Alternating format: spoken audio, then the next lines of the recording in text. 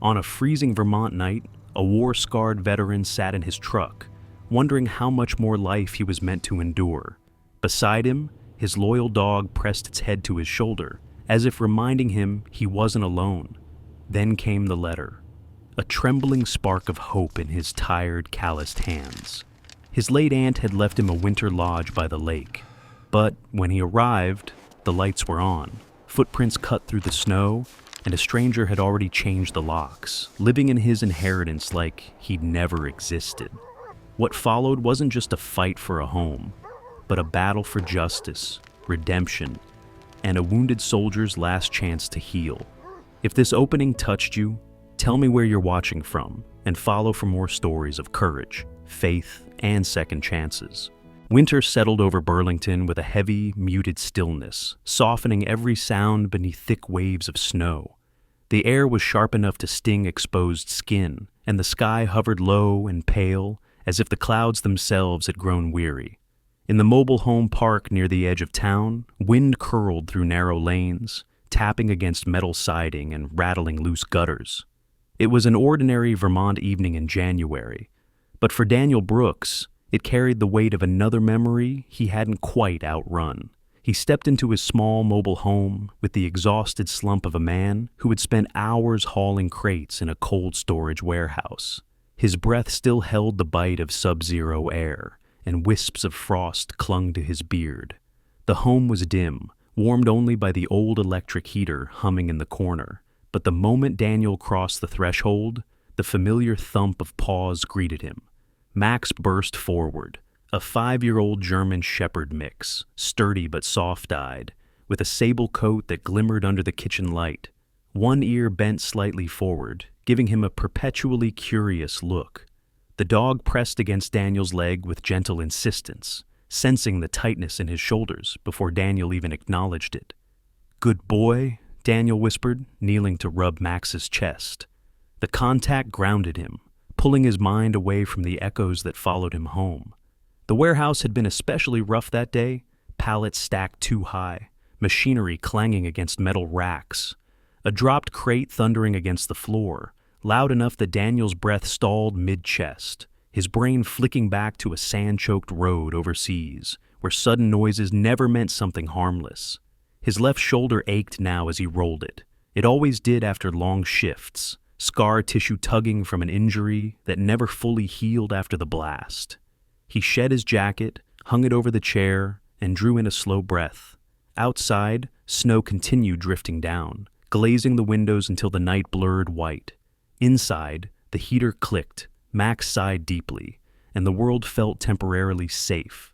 Then Daniel saw it, an envelope on the kitchen table he was certain hadn't been there that morning. He paused, brow tightening.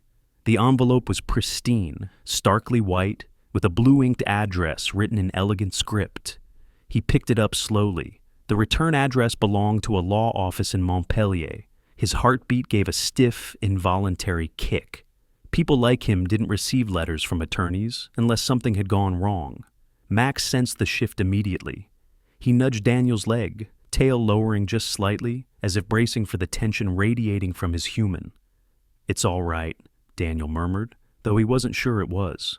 He sat, the old wooden chair creaking beneath him, and slid a calloused thumb beneath the envelope flap. The letter unfolded neatly into his hands. "Dear Mr. Brooks, we extend our condolences regarding the passing of Ms. Eleanor Whitmore. As named in her will, you are the sole inheritor of her lakeside lodge on Lake Willoughby. Please contact our office to discuss estate transfer. Respectfully, Larkin and Bell, attorneys at law." Daniel blinked slowly. The words remained the same, no matter how many times he read them. Eleanor Whitmore. He hadn't said that name aloud in years. Not by blood, but by bond. Eleanor had been the one steady thread connecting him to Vermont when he was deployed. A woman with soft silver hair and warm eyes, who wrote him long, thoughtful letters during the darkest stretches of his service.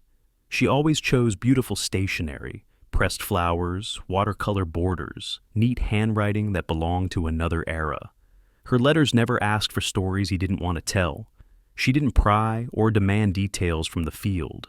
She simply reminded him that someone out there believed he wasn't beyond saving. He remembered one night after losing a close friend overseas. He had opened one of her letters by the dim glow of a tent lantern. She'd written, "Even winter finds a way to thaw. You will too, Daniel. Trust that your heart knows where home is, even when your mind cannot see it." That letter had kept him breathing through a night that felt impossible. Max nudged Daniel's knee again, looking up with eyes that held patience, an instinctive gentleness shaped through months of learning Daniel's rhythms. Max always knew when the memories turned sharp, when Daniel's pulse kicked too fast, when noise from outside sent his mind spiraling into places he didn't want to revisit. The dog rested his chin on Daniel's thigh now, steady and warm, pulling Daniel back into the present. "She's gone," Daniel murmured, voice thick. "I should have written more. I should have visited." Guilt pricked at him like cold needles. He had withdrawn after returning from service, burying himself in work and solitude. Even opening mail felt like a task some days. But Eleanor had never stopped sending kind words, not once. And now she had left him a lodge, a lakefront lodge on Willoughby. He tried to picture it. He'd never been there, but Eleanor had described it once in a letter. She wrote of winter mornings when the lake froze into a mirror of glass sky, of pines bending beneath crystalline snow, of a cabin porch where she drank tea and watched fox tracks appear like little stories across the drifts. Her descriptions had felt like warmth in a world where warmth was scarce. He ran a hand through his hair, exhaling slowly. The idea of owning such a place felt surreal, like something meant for a different kind of man. A man less bruised, less solitary. "A lodge by the lake, Max," he whispered. "What do you think of that?" Max barked once, soft but optimistic, as if offering consent to a journey that neither of them yet understood. Daniel leaned back in his chair, the heater buzzing softly as snow. Thickened outside. His mobile home was cramped, his job unstable, his nights fragmented by sleep he could never fully trust. But for the first time in a long while, something unfamiliar curled into his chest, something fragile, tentative, possibility, a direction, a door opening where he thought only walls remained. He folded the letter carefully and set it on the table. His fingers lingered there, tracing the edge, grounding himself in the unexpected truth of it. Tomorrow, he would call the attorneys. Tomorrow, he would ask what steps were needed. Tomorrow, life might shift, just enough to breathe differently. But tonight, as Max rested against his leg and the winter wind brushed cold hands against the windows, Daniel allowed himself a small, quiet moment of hope. He didn't know what waited at Lake Willoughby. He didn't know what Eleanor meant him to find there, but he knew one thing. For the first time in many years, winter didn't feel like something meant to bury him. It felt like something offering him a way forward. Morning light barely pierced the gray curtain of snowfall drifting over Burlington, its soft weight muffling every sound in the mobile home park. Daniel stood near the counter, boots half laced, phone in hand. The heater hummed in the corner, trying and failing to erase the bite of winter seeping through thin walls. Max sat alert beside him, tail sweeping the floor in slow, patient strokes, as if waiting for Daniel's next move. The letter from Larkin and Bell lay open again on the table, unchanged yet somehow heavier. It was strange how words on paper could feel like both a blessing and a warning. Daniel dialed the number printed at the bottom, steadying his breath as the line clicked. "Larkin and Bell, how may I assist you?" a receptionist asked. "This is Daniel Brooks," he said. I received notice about Ms. Whitmore's estate. I need to speak with Attorney Larkin." After a brief transfer, a calm voice filtered through the speaker, professional, deliberate. "Mr. Brooks, I'm sorry for your loss. Eleanor spoke highly of you." Daniel swallowed. "Thank you.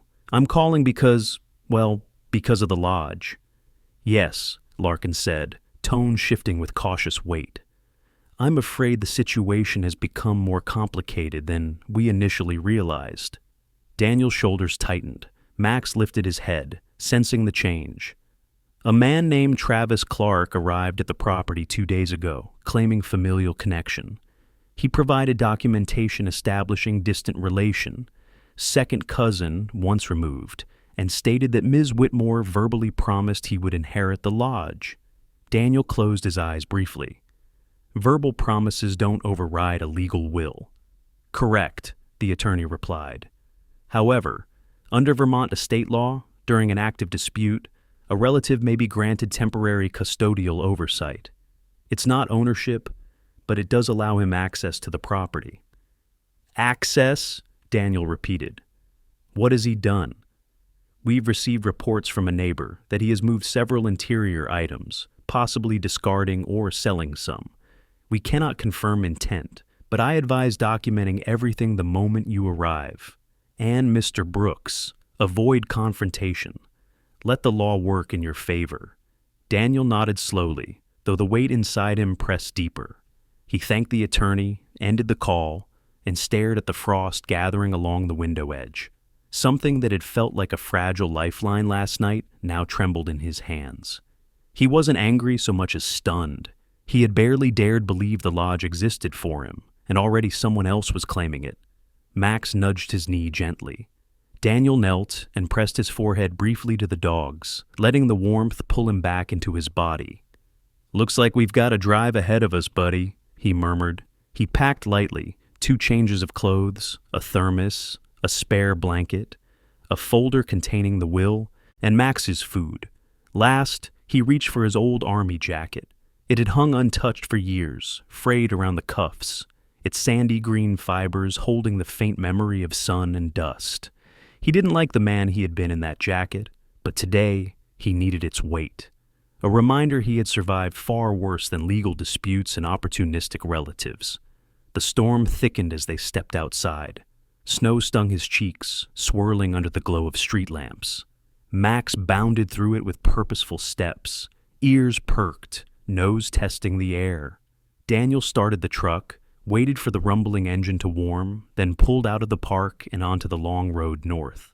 The drive wound through miles of forest, the trees bending under winter's heavy hand. Tires skidded occasionally on hidden ice, jerking the wheel hard enough that Daniel's pulse leaped. Each sudden slip pulled at something buried inside him, shards of memory, a Humvee jolting sideways, dust swallowing sunlight, shouts drowned in ringing silence. He gripped the steering wheel too tightly, breath thinning, vision narrowing. Max sensed the shift immediately.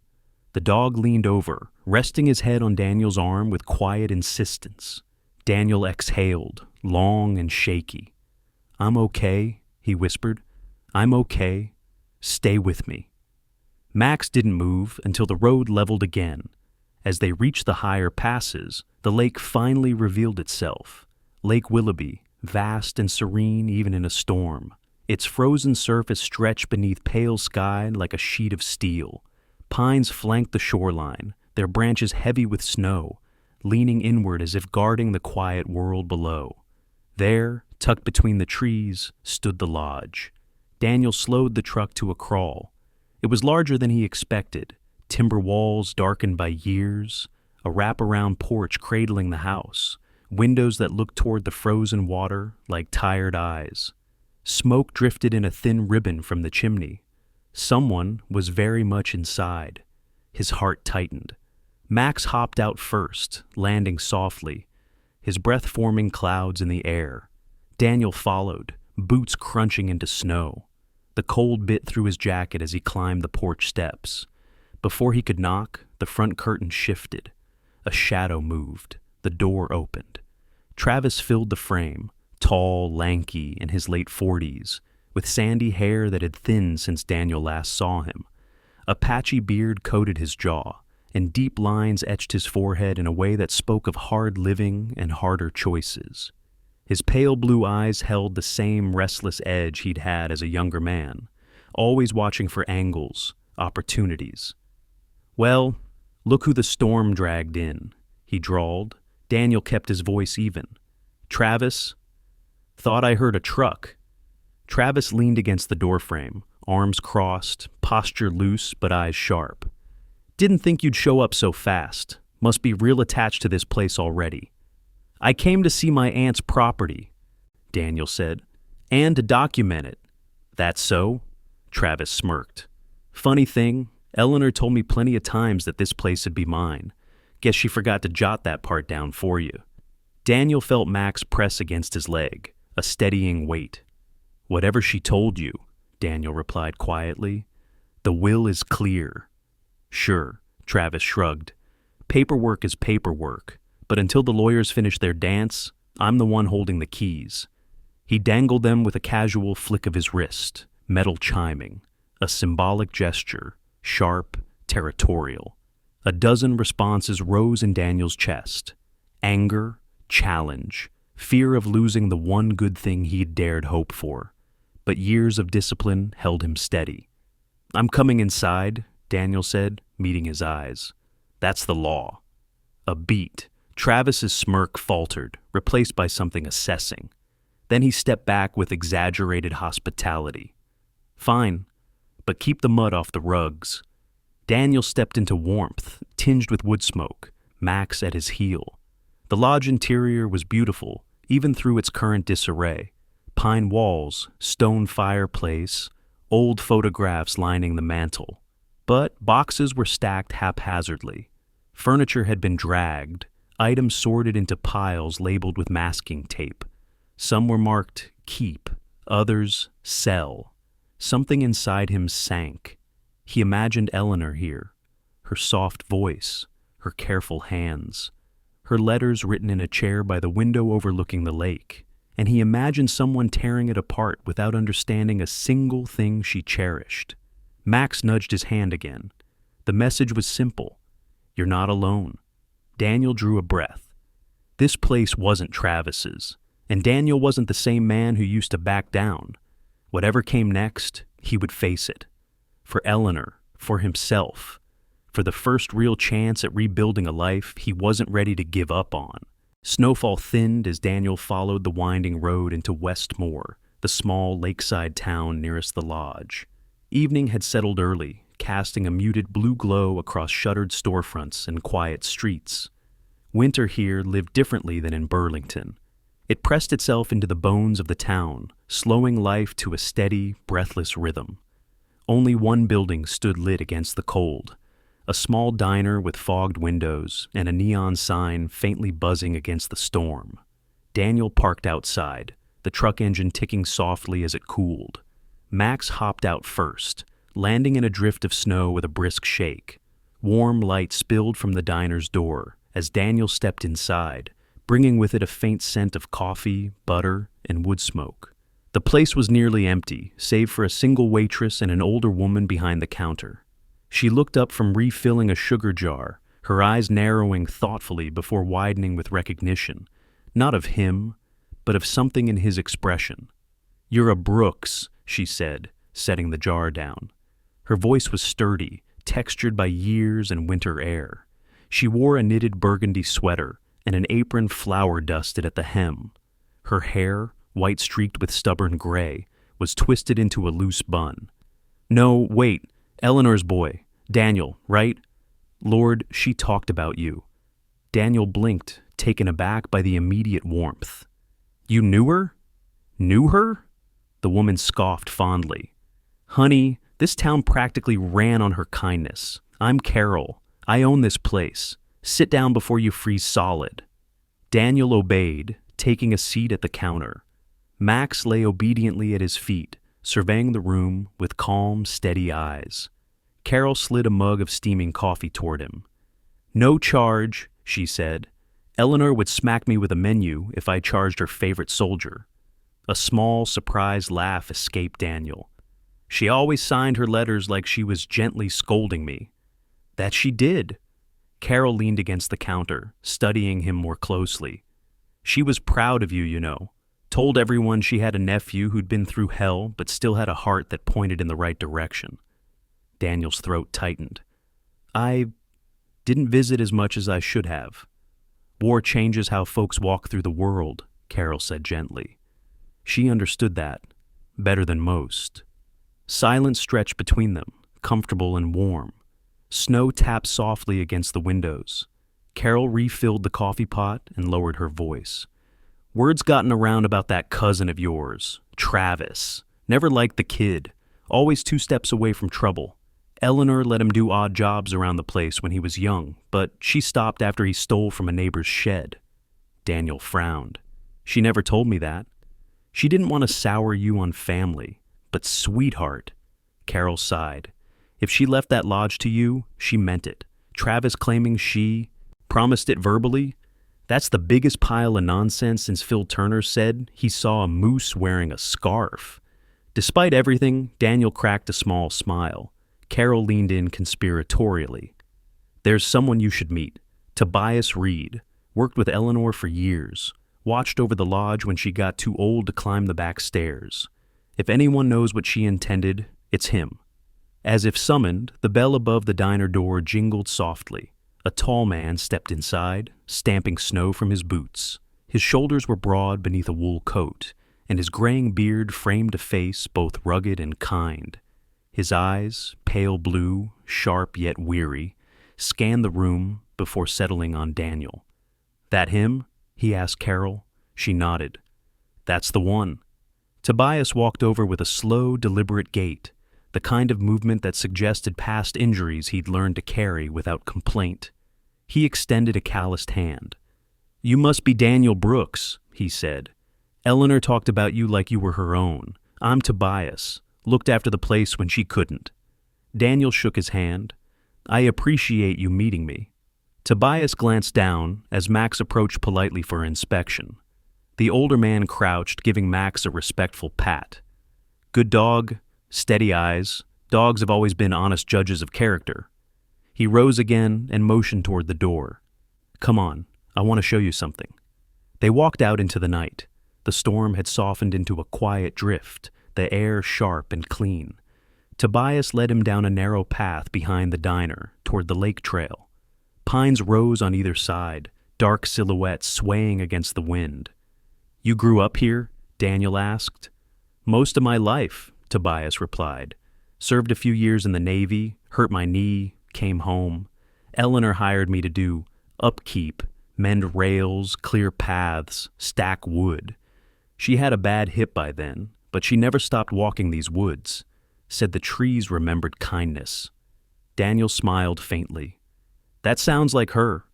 They reached a small overlook where the lake stretched below, frozen, silent, a pale mirror reflecting a sky full of drifting snow. Across the icy expanse, the lodge glowed faintly, its windows lit like warm lanterns in the dark. There, Tobias said, pointing. You're home. Eleanor always said it'd go to you. Daniel exhaled shakily. She never told me that. She wanted it to be a surprise. Said soldiers like you don't get enough good surprises. Tobias's voice softened. When she got really sick, she gave me an old metal box, told me it held a spare key and some things for when Daniel comes home. Her words. Daniel closed his eyes briefly. The cold pressed against his cheeks, but something warm pressed deeper in his chest. Do you still have it? Tobias nodded. Kept it safe in my workshop. Wouldn't trust Travis with an empty coffee can, let alone something Eleanor valued. They stood quietly a moment, watching the distant lodge. Max sat between them, ears alert, gaze fixed on the house with almost human awareness. There's more you need to know, Tobias said after a pause. Travis showed up the day after Eleanor passed, told the town she'd promised him the place. Folks didn't buy it, but legally, he found a loophole, and he's been selling off small things, old lamps, framed photos, tools. Says it's to help maintain the property. But Eleanor's things. Tobias's jaw clenched. She deserved better. Daniel swallowed the rising anger. I'll fight it legally. I know you will, Tobias said. You've got her spirit, quiet but stubborn where it counts. They turned to head back, snow crunching beneath their boots. As they reached the edge of town, Tobias rested a hand briefly on Daniel's shoulder. Come by tomorrow, he said. I'll give you the box. Whatever Eleanor wanted you to have, it's yours. Always was. Daniel nodded, gratitude thick in his throat. Max leaned against his leg, as if echoing that same reassurance. For the first time since seeing Travis at the lodge, Daniel felt the ground beneath him steady. He wasn't alone in this fight. and Eleanor's town still remembered, still cared, still believed in the man she left the lodge to. The storm thinned by morning, leaving the town wrapped in a pale stillness that clung to every pine and rooftop. Daniel met Tobias near the trailhead that led toward the lodge, both men bundled against the sharp Vermont cold. Frost curled through the air with every breath. Max trotted ahead, alert and eager, nose dipping into snowdrifts as if the world itself were whispering secrets for him to find. Daniel had wanted to confront Travis immediately, but Tobias urged caution. "You don't go headfirst into a fire until you know where it's burning," the older man warned. "Let's walk the land first. Eleanor wanted you to understand this place." They followed a narrow path through the trees. The forest was quiet. Too quiet in a way that made Daniel's mind flash back to desert nights when silence felt like a trap. But Max stayed close, brushing Daniel's leg occasionally, reminding him this was now, not then. "There's something I didn't mention last night," Tobias said, his boots crunching through crusted snow. Eleanor kept a storage shed out back, old things she didn't want to part with, tools, journals, keepsakes. "I always suspected she left something for you in there too, but she never said it directly." Daniel nodded. She was like that. She liked people discovering things in their own time. Max suddenly stopped ahead of them, nose pressed deep into a snowbank. His tail lowered, ears pricking sharply. He took a few steps toward a small wooden structure, half buried under drifting snow. "That'd be the shed," Tobias murmured. "Haven't had reason to open it since before Eleanor passed." The building leaned slightly to the right, its planks weathered to a grayish brown. Snow pressed against its sides like a slow, inevitable tide.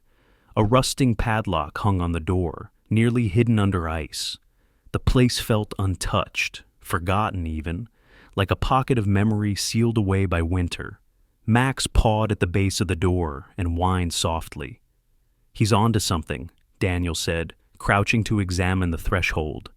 "Maybe a scent he recognizes." "Smart dog," Tobias said with admiration. "Eleanor always said animals see truth faster than people." Tobias chipped away the ice with a utility knife and fitted an old key from his ring into the lock. It stuck at first, protesting years of stillness, then gave way with a harsh metallic click. The smell of aged wood, dust, and faint lavender drifted out as the door creaked open. Inside, the shed was dim but orderly. Shelves lined the walls, cluttered with jars of nails, fishing gear, woodworking tools, gardening gloves, stiff with disuse. Boxes were stacked in uneven columns, some marked with Eleanor's handwriting, elegant, looping cursive that Daniel recognized instantly. A soft ache bloomed in his chest. "She spent a lot of time here, didn't she?" he whispered. Tobias nodded. "More than she let on. After her hip got worse, she'd sit on that old stool over there and sort through things. Said it helped her feel anchored." Daniel stepped inside, running his hand over a wooden workbench smoothed by years of use. Max followed, weaving between boxes with careful steps, nose twitching rapidly. Then he stopped near a cluster of cardboard boxes in the corner. Daniel approached, heart thudding in quiet anticipation. One box was labeled simply, "For D. Brooks." Tobias drew a slow breath. "Well, She did prepare something." Daniel knelt and lifted the lid. Inside were several items wrapped in cloth. An old brass lantern, polished lovingly, a stack of journals bound with twine, and a folded quilt patterned with pine trees and winter stars. He removed the top journal and opened it gently. On the first page was Eleanor's handwriting, soft, looping, familiar. "If Daniel returns, let him carry the light another season." His throat tightened. She really meant for me to have this place, not just legally, in her heart. "There's more," Tobias said, pulling out a brown leather ledger from the box beside them. This looks like her maintenance log." He opened it to the final entry, written just months before Eleanor's passing. The handwriting trembled slightly but remained precise. "Should Daniel come home, give him whatever guidance these pages hold. He deserves a place that keeps him warm." The words struck Daniel with quiet force, not because they bestowed ownership, but because they revealed intention.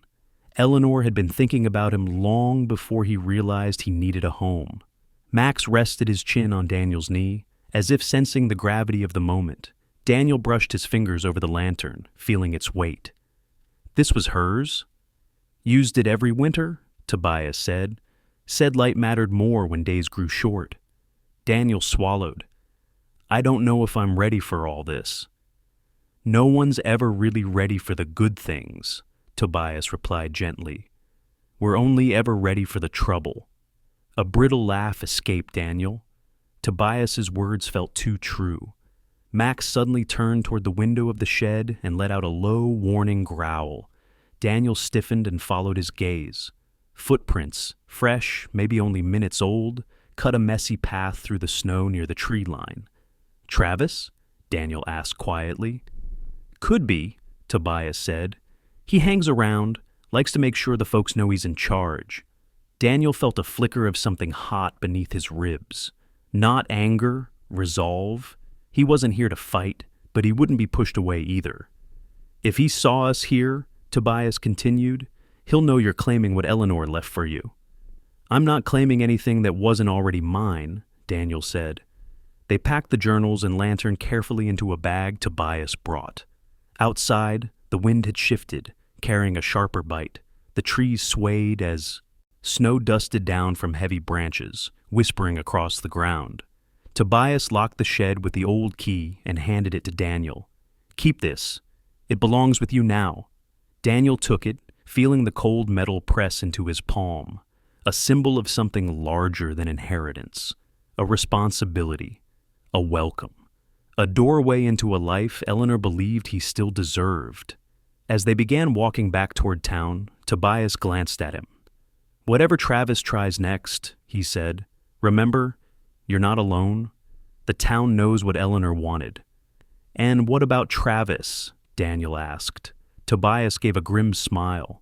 He's always wanted something that didn't belong to him, but wanting ain't the same as deserving. Daniel nodded. Max trotted ahead of them, tail high, footprints marking a sure path through the untouched snow. For the first time, Daniel felt not only hope, but belonging. The lodge, the lake, and even the quiet woods were beginning to feel like they recognized him. And he wasn't leaving without fighting for what Eleanor trusted him to carry forward. The next morning arrived with a bitter wind sweeping across Lake Willoughby, pushing snow in spiraling sheets that made the world appear half erased.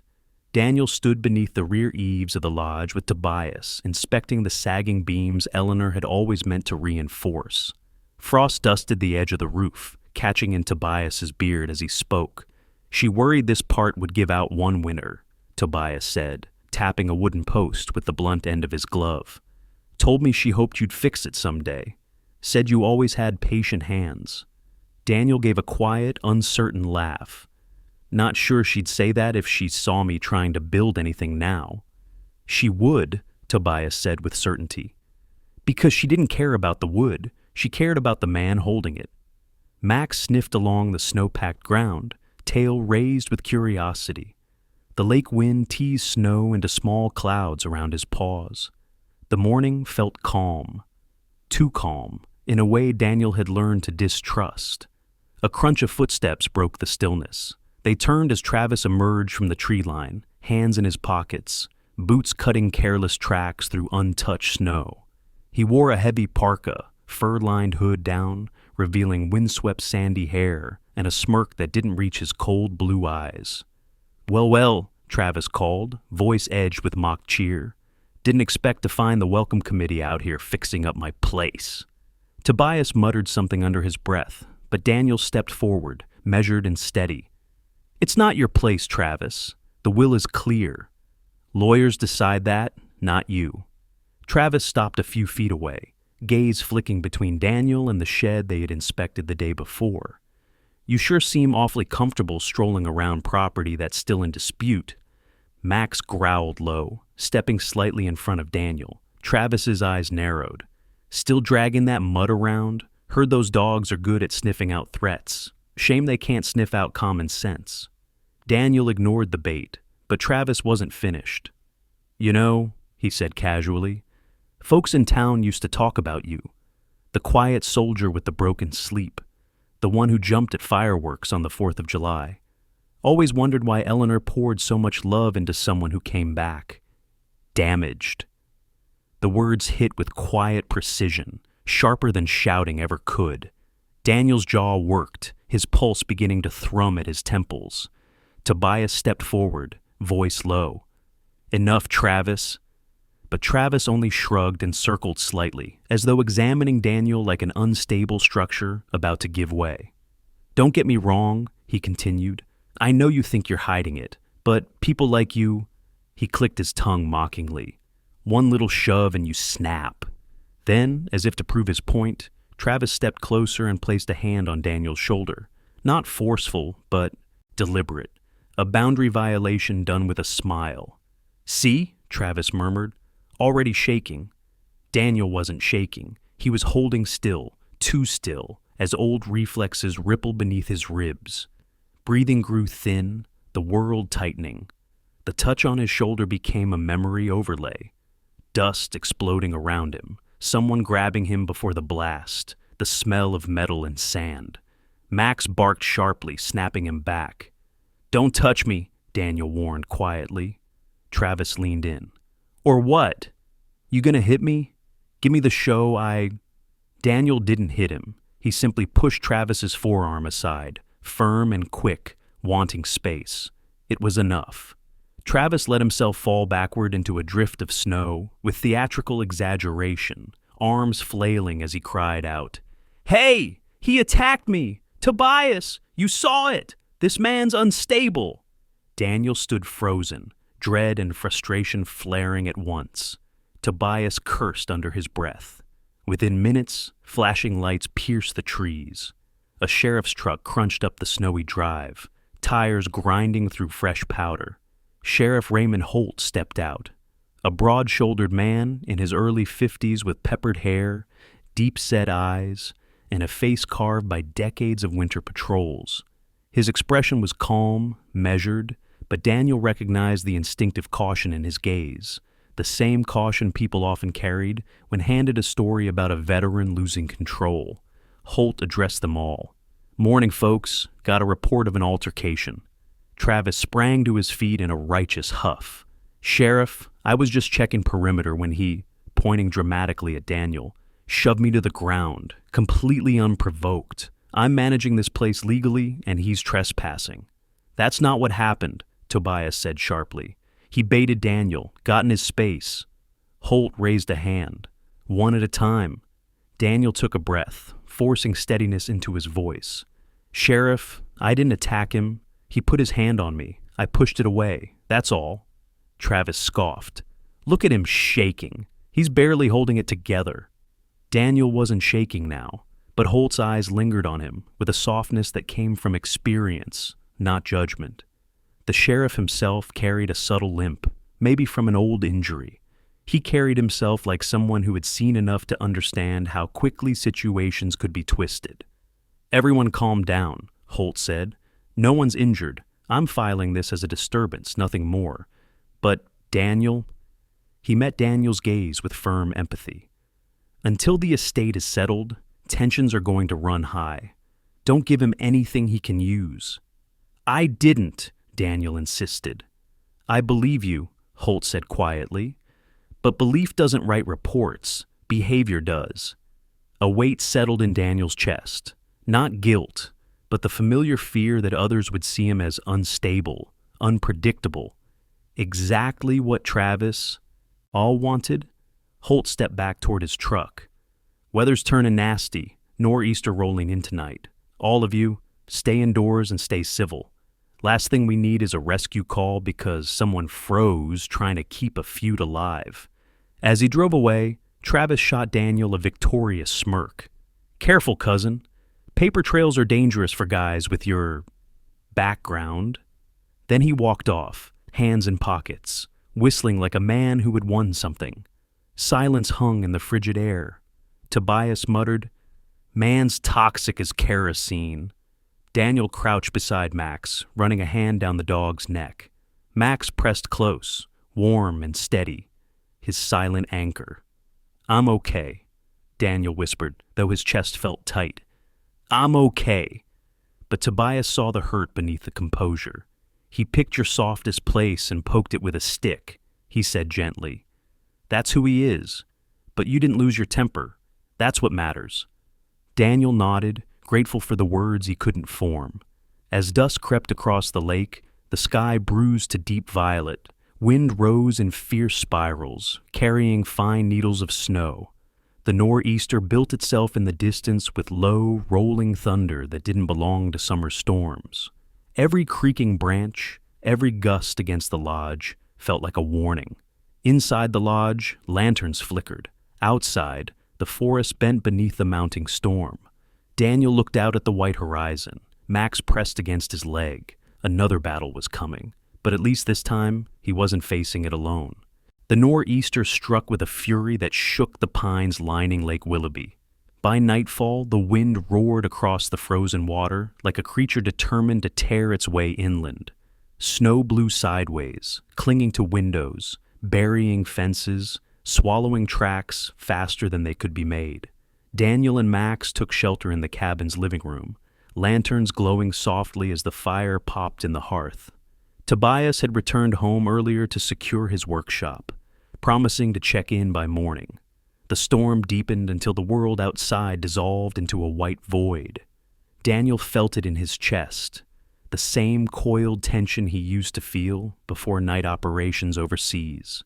The pressure in the air, the electric stillness, the sense that something was shifting just out of sight. Max lifted his head suddenly, ears sharp. A faint sound threaded its way through the wind, muffled, irregular. Daniel rose. "You hear that too?" Max barked once, urgent. He paced toward the door, tail stiff, body alert. The sound came again, a distant yell swept up by the storm. Daniel grabbed his coat, boots, and flashlight. "Let's check it out." He stepped outside into a battering gust that stole his breath. Snow struck his face like grains of sand. Max pushed forward, guiding him down the slope toward the lodge's main building, where Travis had been staying. Lights flickered behind the frosted windows. The roof groaned beneath the weight of ice. Then came a crack, sharp as a rifle shot. The old timber above the west side of the lodge split with a splintering roar. A section of the roof collapsed inward, sending snow and debris spilling into the hall. Daniel flinched, heart jolting. Someone screamed for help. Daniel ran. Near the entrance, Travis stumbled out into the storm, face pale beneath the glow of a flashlight. He looked shaken, hair matted with snow, breath fogging in frantic bursts. He had always carried an air of swagger, but now he seemed stripped of certainty, adrenaline making his movements jerky and uncoordinated. "Daniel!" Travis shouted over the wind. "There's people inside. 3 hikers. They showed up lost an hour ago. I was trying to help. Then the roof." His voice cracked into something raw, helpless panic. Daniel didn't waste time. "Where are they?" "In the hallway, west corner. I couldn't get to them. The beams, everything's blocked. I called for help, but the signal keeps dropping." Daniel pushed past him. "Stay here. Keep shouting so first responders can find the place." Travis nodded, stunned into obedience. Inside, the main hall was half filled with snow and rubble. Broken beams jutted like jagged ribs through the drifts. The wind forced its way through the broken roof, flinging icy mist across the floor. Max darted ahead, nose low, barking sharply toward a narrow pocket where debris had collapsed but not fully sealed. Daniel crouched beside him. "Good boy, show me." Max shoved his body halfway beneath a tilted beam, his bark echoing through the cavity beyond. A woman's voice answered faintly, trembling. "Is someone there?" Daniel's pulse steadied. Training took over, smoothing the chaos. He shone his flashlight into the narrow opening. He could make out 3 figures trapped in a cramped pocket of space formed by fallen beams. One was a young woman with dark braided hair and flushed cheeks, bundled in a green parka, eyes wide with fear but alert. Another was an older man with a gray beard, holding his arm awkwardly against his chest. The third was a teenage boy, shivering violently, face pale. "We're going to get you out," Daniel said firmly. "Is anyone bleeding heavily?" The older man grimaced.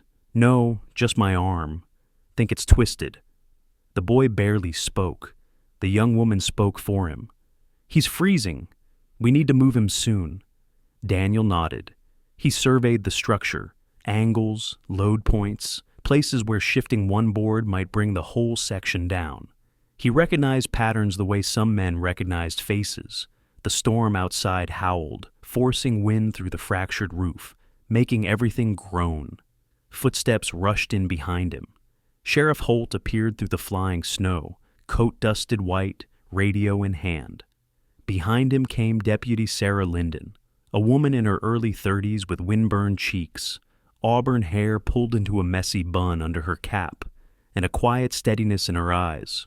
Sarah carried herself with a calm intensity, the kind that suggested years of proving herself in small-town emergencies. "What do we have?" Holt asked. "3 trapped," Daniel answered.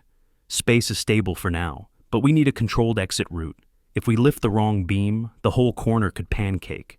Sarah knelt beside him, flashlight sweeping the debris. "I see it. Rotate the lower brace first, then wedge with a support board." Holt nodded. "I'll radio for a rescue saw. ETA 15 minutes if they can push through the storm." "We don't have 15, Daniel said, glancing at the shivering boy. "Hypothermia is setting in." Together they improvised. Daniel shoved aside lighter boards while Sarah created a makeshift brace using 2 broken planks and a length of fallen molding. Holt stabilized the larger beam with his shoulder, straining against its weight. Max squeezed deeper into the opening, barking rhythmically, his signal training revived. Each burst was sharp, aimed, designed to help disoriented victims locate help. The teenage boy stirred at the sound, eyes refocusing. "That dog's incredible," Sarah murmured. "He's saved me more times than I've saved him," Daniel said. With a coordinated effort, Daniel and Sarah shifted the large beam just enough to widen the gap. Snow poured in around them. Cold bit through gloves. The structure creaked ominously. "Quick," Daniel said. "You first, kid." The teenage boy was pulled through, trembling violently.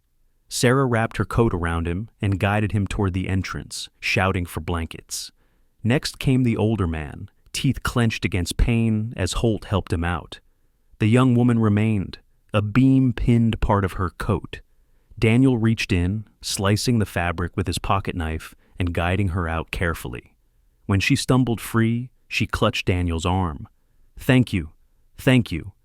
Before he could answer, a heavy groan shook the entire corner. "Move!" Sarah yelled. They leaped back as the remaining structure collapsed inward with a deafening crash, filling the space where the hikers had been moments earlier. Breathing hard, Daniel steadied himself. Max pressed close to his leg, tail wagging once as if confirming, mission accomplished. Outside, the wind screamed across the porch. First responders arrived, volunteers from town, bundled against the storm, carrying blankets, thermoses, and medical kits. The hikers were rushed into warm vehicles. Word spread fast, as it always did in winter towns. Holt clapped a hand on Daniel's shoulder. "If you hadn't heard their voices, if you hadn't gone in," he shook his head, "we'd be writing a very different report." Sarah added softly, "You led that rescue like someone who's done it 100 times. Daniel swallowed. "I just did what anyone would have done." Tobias approached through the storm, eyes wide. "Daniel, the whole town's talking. You pulled 3 people out of a collapse, in a nor'easter." But Daniel wasn't thinking of praise. He was thinking of how close everything had been to ending differently, of Max's bark echoing through broken beams, of the way Eleanor had always said, winter tested character more than any season. Behind them, Travis lingered near the porch, looking small beneath the storm, uncertainty etched across his face. He opened his mouth as if to speak, but no words came. For the first time, Daniel saw something other than cruelty in him. Fear, perhaps, or the realization he'd been standing on the sidelines while someone else acted. Whether that would change him remained to be seen. As the storm raged on, Daniel felt something shift, not in the weather, but in the way people looked at him. Not with suspicion, not with hesitation, but with quiet, emerging trust. For the first time, Westmore saw him not as the veteran with ghosts, but as the man who stepped into collapsing buildings during blizzards. The lodge lights flickered against the snow, glowing like a beacon. And in the heart of a storm fierce enough to level roofs, Daniel realized something profound. Eleanor had known who he could become long before he did. The morning of the hearing arrived wrapped in a brittle cold that clung to everything. The windows of Daniel's borrowed truck, the steps leading up to the county courthouse, even the very breath that left his lungs. The storm from the previous night had quieted into a pale stillness, leaving the town of Westmore washed clean beneath a layer of fresh snow. But inside Daniel's chest, another storm stirred, one made not of wind and ice, but of memory, tight breaths, and the kind of tension only enclosed spaces could summon. The county courthouse was modest, a brick building from the 1960s with narrow hallways, humming radiators, and wood-paneled walls that carried the scent of dust and old paper. It wasn't a place built for grandeur, just a place to settle disputes in a town too small for anything more complicated. Yet today it felt larger, heavier, as if every corner held a whisper from a past Daniel wished he could leave buried. Max walked at his side, tail lowered, gaze sweeping the room. The 5-year-old German shepherd moved with quiet assurance, his paws making soft clicks on the linoleum floor. His sable coat shimmered under the fluorescent lights, and the familiar way he leaned into Daniel's leg felt like an anchor dropped into turbulent waters. "You're all right," Daniel murmured, though the words were meant for himself. Max nudged his knee gently. Inside the courtroom, only a handful of people were present. A clerk arranging files, Travis's attorney, a short, nervous man in a charcoal suit, a forensic handwriting examiner setting up equipment near the judge's bench, and Lydia Grant, Daniel's attorney, standing near the table with the calm precision of someone who had seen every kind of dispute this county could offer. Lydia was in her early 40s, tall and composed, with dark coils of hair pinned neatly at the nape of her neck. Her skin held the warm tone of polished walnut, and she wore thin frame glasses that gave her a focused, almost surgical air. Her voice was low, level, and carried the weight of someone who understood not only the law, but the quiet grief that often brought people to it. She greeted Daniel with a nod that was both reassuring and steady. "You made it," she said softly. "Take your time, settling in." Daniel exhaled, scanning the tight space. The ceiling felt too low, the hum of the radiator too loud. He chose a seat with his back to the wall, an instinct, not a decision, and Max curled at his feet, watchful. Travis entered moments later. His cousin looked thinner than before, cheeks hollowed, dark circles smudged beneath his eyes. His once carefully styled hair hung limp under a knit cap, and his parka was zipped all the way to his chin as if he needed armor. Guilt and desperation clung to him like smoke. When he caught sight of Daniel, his expression flickered. Anger, fear, maybe shame. But he said nothing. Judge Maren Caldwell entered the room with the quiet authority of someone who had spent 30 years listening to the problems of others. She was in her late 60s, her white hair pulled into a bun, her gaze sharp but not unkind.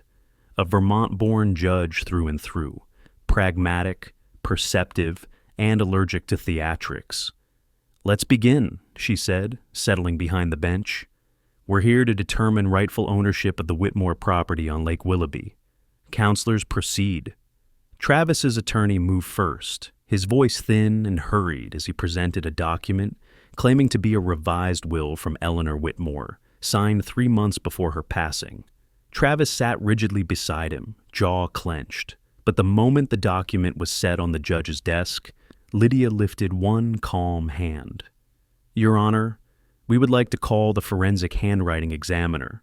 The examiner, a middle-aged woman named Dr. Helen Foster, with sharp features and hair swept into a loose bun, approached with a binder of comparison samples. Her voice was crisp. I've compared the signature on this alleged updated will with verified signatures from Miss Whitmore spanning the last 12 years. The pressure pattern, slant, and baseline alignment differ significantly. This signature is not genuine. A hush fell over the room. Daniel didn't look at Travis, but he felt the shift beside him, the way Travis exhaled sharply, staring at the floor. Judge Caldwell raised a brow. Not genuine, as in fraudulent? Yes, Your Honor, consistent with tracing or imitation.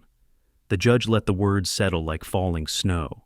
Lydia stepped forward, her tone steady.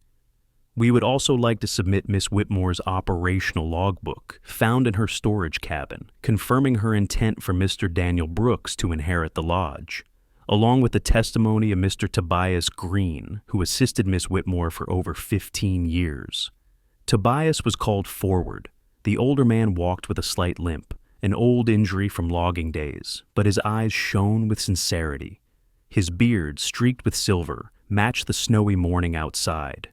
Eleanor talked about Daniel often, Tobias said he was the only one who wrote back, said he was family by choice, not blood. She told me, years ago, that the lodge was meant for him when the time came. Lydia added, we are also submitting photographs taken the week before the dispute began. Photos showing Mr. Travis Brooks removing antique equipment, furniture, and tools from the premises without permission. The judge flipped through the photos. In one, Travis loaded crates into the back of a truck. In another, he carried out a vintage canoe paddle, one Eleanor had mentioned in her letters. Travis's face drained of color. And last, Lydia said, placing several receipts on the table, records from local pawn shops and online listings showing these items being sold. Silence, the kind that didn't need to be filled. Daniel's breathing steadied. Max placed a paw on his boot, offering reassurance without a sound. Finally, Judge Caldwell leaned back, gaze fixed on Travis. Mr. Brooks, do you have anything you wish to say? For the first time that morning, Travis spoke, not with defiance, but with exhaustion. I needed the money, he said, voice cracking. I thought, if I could get the place first, maybe I could fix things. I didn't mean... His breath shook. But I did what I did. The judge nodded slowly, absorbing not just the words, but the defeat behind them. She lifted her gavel. The court rules in favor of Mr. Daniel Brooks as the sole rightful heir and legal owner of the Whitmore Lodge. Effective immediately, Mr. Travis Brooks is prohibited from entering or interfering with the property. The gavel struck wood, one clear, echoing knock that settled the matter forever. Daniel felt something unclench inside him. Not triumph, not victory, just release. Outside the courthouse, the sky held a pale winter sun, a thin gold streak fighting through the clouds. Travis stood on the steps, snow landing on his shoulders like fragile confessions. His anger seemed gone. In its place was a heaviness Daniel recognized too well. I'm out of road, Travis said quietly, eyes unfocused. I don't have anything left to fix this. Daniel didn't know what to say. Some wounds couldn't be talked away. Some lessons only arrived at the edge of collapse, like roofs in storms, like lives mismanaged too long. Max nudged Daniel's hand, grounding him again.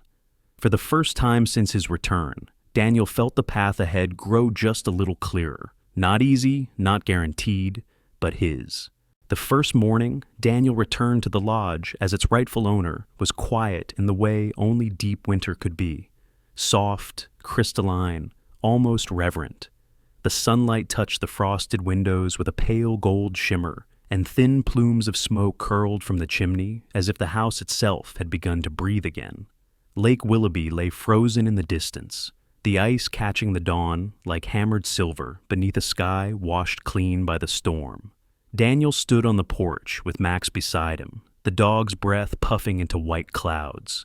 The house needed repairs everywhere, loose siding, warped porch boards, a sagging beam on the west side of the roof.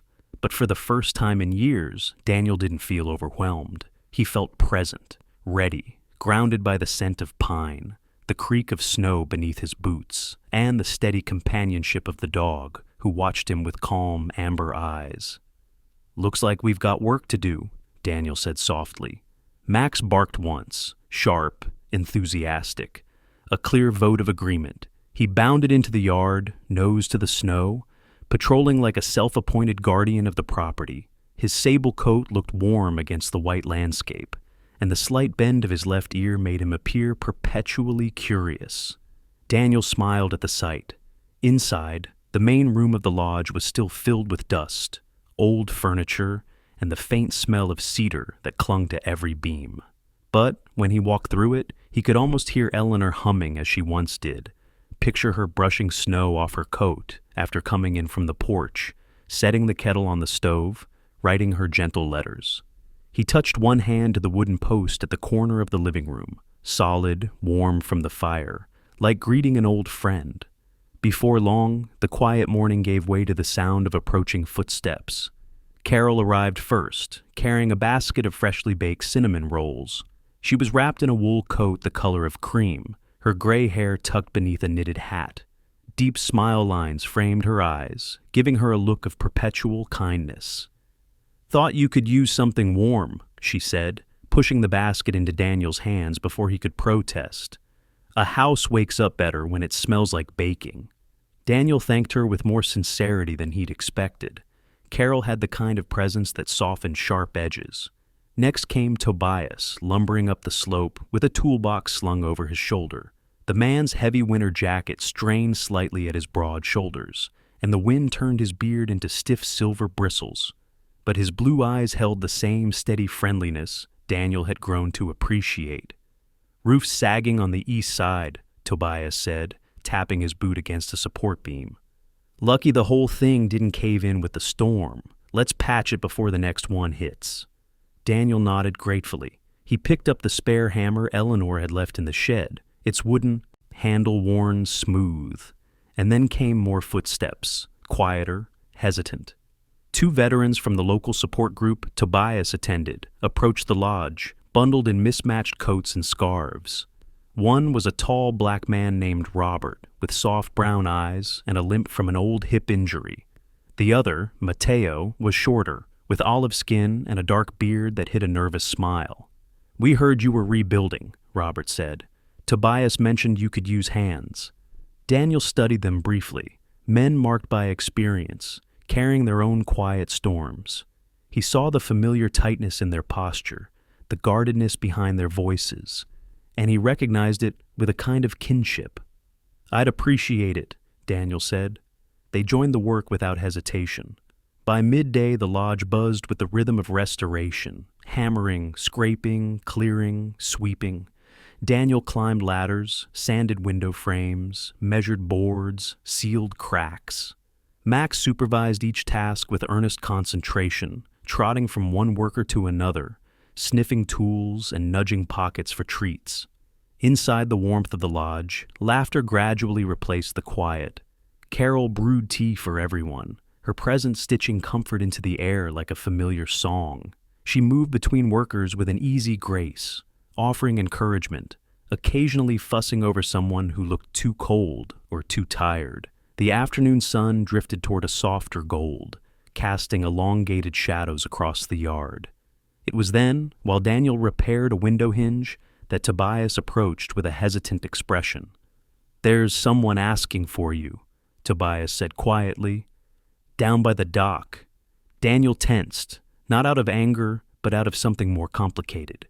He followed Tobias through the drifted snow toward the lake shore, where a single figure stood near the frozen water. Travis. He looked smaller than before, shoulders hunched inside his worn parka.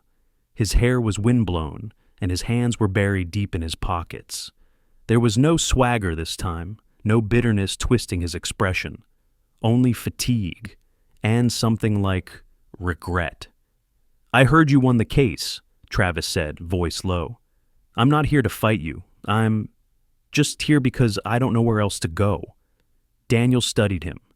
The hollowness in Travis's eyes wasn't the emptiness of defeat. It was the emptiness of someone who had run out of ways to lie to himself. "You hurt people," Daniel said plainly. "You hurt me, and you tried to take something that wasn't yours." "I know." Travis looked away. I've got debts, bad ones, and I made worse choices trying to fix them. I kept thinking if I took the lodge first, I could sell it, pay everyone back, and start over. But that's not how starting over works. I see that now. A long silence settled between them, broken only by the soft whisper of wind over the ice. Daniel exhaled slowly. His breath curled into the cold like a pale ribbon. You want help? Daniel said, not a question. Travis swallowed hard. I want a chance. I want to stop being the person who ruins everything. Max padded forward, stopping beside Daniel.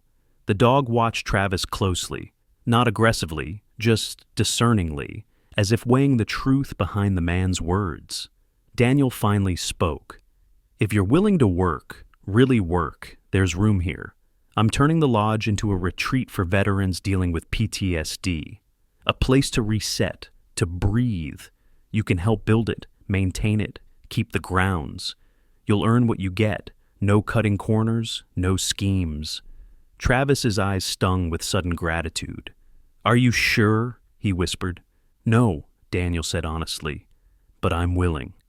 The wind shifted gently, brushing both men like a quiet benediction. By evening, the lodge brimmed with new life. Robert and Mateo had managed to repair the wooden footbridge that led to the lake. Carol hummed softly as she set out bowls of stew. Tobias sharpened tools beside the fire pit. And in the very center of it all, Max lay with his head on Daniel's boot, chest rising and falling in steady rhythm. That night, Daniel lit a lantern and placed it on the porch, one Eleanor used to call her Winter Beacon. The warm glow shone across the snow, reaching toward the lake, the woods, the road, toward anyone still searching for a way home. Around the crackling fire, laughter mingled with the hiss of burning logs.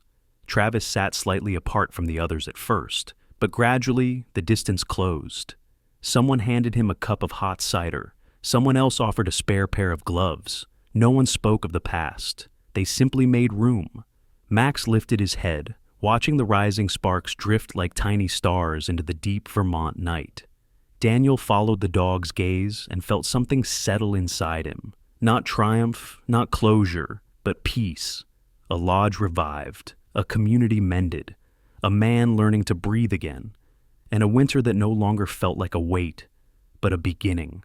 When winter finally loosened its grip on Lake Willoughby, the lodge stood not just restored, but renewed, its warm glow reflecting across the frozen water like a promise kept. Daniel often paused on the porch at dusk, watching veterans gather by the fire, hearing their laughter rise into the cold evening air. He saw Travis learning to rebuild more than a roof. He saw Robert's limp ease as community gave him purpose again. He saw Mateo smile without apology. And he felt Max lean against his leg, steady as the heartbeat of a home rediscovered. In that quiet place, Daniel understood something Eleanor had always tried to remind him. Healing didn't arrive as a thunderclap, but as a lantern, small, steady, carried by many hands. A town showed up. Strangers became brothers. And from one act of generosity, a life cracked open toward hope. Some miracles don't split the sky. They appear in the people who refuse to give up on you. And maybe, just maybe, God sends those people at the exact moment we need them most. If this story touched your heart, take a moment to leave a prayer. Share it with someone who needs hope today. And subscribe to support more stories of faith, healing, and second chances. May God bless you and your family with warmth, protection, and peace.